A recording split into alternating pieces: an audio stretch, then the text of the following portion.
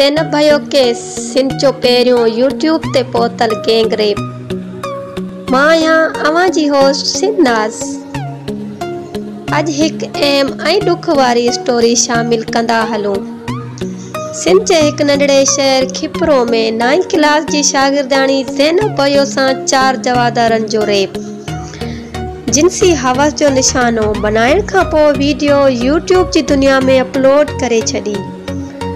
YouTube ते video पहुचंदे ही सिंध जा गैरतमंद पुट ऐं साञा वंदा दीप तोड़े दानेश्वर, शागिर्द तोड़े उस्ताद ऐं सभु वॾी ताक़त समझी वेंदड़ सिंध जा क़ौम परस्त धरती जी न्याणी ज़ैनब भयो वटि खिपरो पहुचे आथत ॾींदे इंसाफ़ लाइ ख़ातिरियूं कराईंदा रहिया, जिन बाक़ायदा सिंध जी न्याणी सां साथ ॾिनो।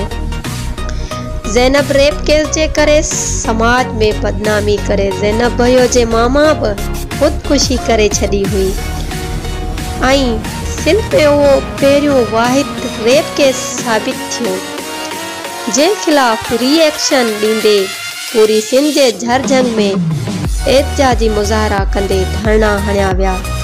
किते प्रेस क्लबनि ते बुख हड़तालूं त किते रोडनि खे एहतजाजी तौर बंदि कयो वियो ऐं किते कोर्टनि ॿाहिरां बुख हड़तालूं ऐं सख़्त एहतजाज थिया।